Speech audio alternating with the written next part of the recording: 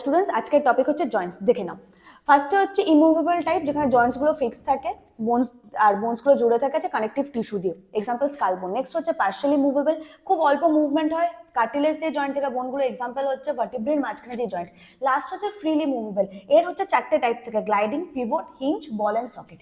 এর মধ্যে সবকটাতেই synovial stat present থাকে। ফার্স্ট আছে গ্লাইডিং, বোনস গুলো একে অপরের উপর গ্লাইড করতে পারে, এক্সাম্পল হচ্ছে রিস্ট আর অ্যাঙ্কেল।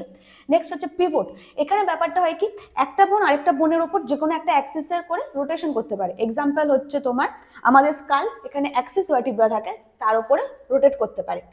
সেকেন্ড হচ্ছে হিঞ্জ, এখানে রেস্ট্রিক্টেড মুভমেন্ট, দরজা যেমন একদিকে খোলে ওখানে হিঞ্জ থাকে, ঠিক সেরকম ভাবে একটা প্লেনেই মুভমেন্ট জয়েন্ট গুলো, সেটা হচ্ছে এলবো, নি আর ফিঙ্গার। এই দেখো এইটা। লাস্টে হচ্ছে বল অ্যান্ড সকেট, সবচেয়ে বেশি মুভ করতে পারে, এখানে একটা বোন হচ্ছে বলের মতো এন্ড থাকে, আরেকটা দিকে ডিপ্রেশন থাকে কাপ শেপ, সেই কাপ শেপের উপর বোনটা বসানো থাকে আরেকটা বোনের এন্ডটা, তার ফলে ফ্রিলি যে কোনো ডাইরেকশনে রোটেট করতে পারে। এর এক্সাম্পল হচ্ছে শোল্ডার আর hip. I hope this helps, follow for more.